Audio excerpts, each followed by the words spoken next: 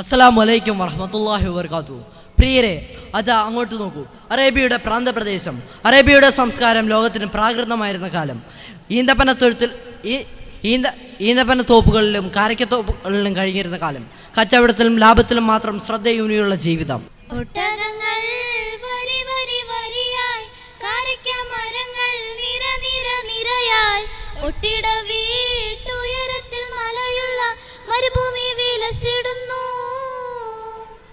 പ്രിയരെ, അത് അങ്ങോട്ട് നോക്കൂ. അറേബ്യയുടെ മണലാരണ്യത്തിലൂടെ രണ്ടാം ഖലീഫ ഉമർ ബിൻ ഖത്താബ് നടന്നു നീങ്ങുന്നു.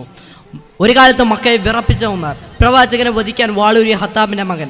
ഖത്താബിന്റെ കഴുത നന്നായാലും ഖത്താബിന്റെ മകൻ നന്നാവില്ലെന്ന് മുദ്ര കുത്തപ്പെട്ട ഉമർ ഒടുവിൽ ഇസ്ലാമിന്റെ വെളിച്ചമേറ്റ് നന്മയുടെയും നീതിയുടെയും പ്രതീകമായി മാറി. ചരിത്രത്തിൻ താളുകളിൽ തങ്കലിപിയാൽ കുറിച്ചിട്ട നീതിമാനാം ഖലീഫയാം ഉമറുൽ ഫാറൂഖ്, നീതിമാനാം ഖലീഫയാം ഉമറുൽ ഫാറൂഖ്. സത്യം, നീതി, സമാധാനം പാരിലെങ്ങും പരത്തിയ വിശുദ്ധമാം ഭരണമാം ഉമറിൻ കാലം, വിശുദ്ധമാം ഭരണമാം ഉമറിൻ കാലം. അതെ, നീതിയുടെ പര്യായമായിരുന്നു ഉമർ. സത്യത്തിന്റെ സംസ്ഥാപനത്തിന് നേർക്കാഴ്ചയായിരുന്നു ഉമറിന്റെ ഭരണകാലം. സത്യത്തിൻ്റെയും നീതിയുടെയും സംസ്ഥാപനത്തിന് നേർക്കാഴ്ചയാണ് ഉമറിന്റെ ഭരണകാലം.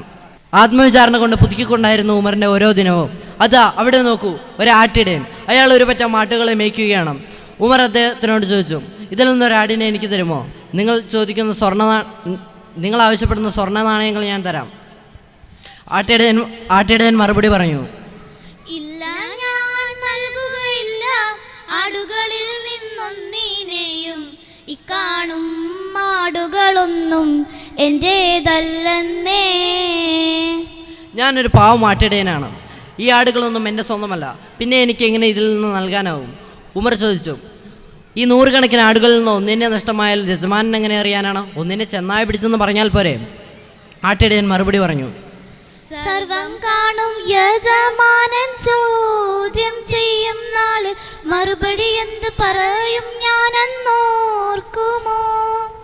അവിഹിതമായി സമ്പാദിച്ച സ്വർണ്ണ നാണയങ്ങൾ രക്ഷകനായി വന്നെത്തുമോ അന്നാളിൽ?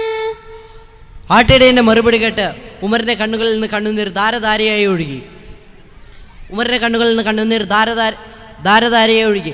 അദ്ദേഹത്തിന് വിശ്വാസബോധമുള്ള ജനങ്ങളിൽ അദ്ദേഹത്തിന് അപാരമായ സന്തോഷമായി. ആര് കണ്ടെങ്കിലും അള്ളാഹു കാണുമെന്ന ആട്ടിടയൻ്റെ അചഞ്ചലമായ മറുപടിയിൽ ഉമറിന് സന്തോഷമായി.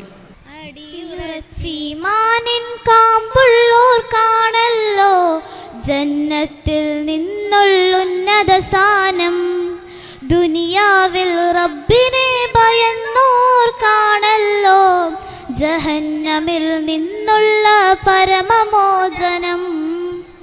അസ്സലാമു അലൈക്കും.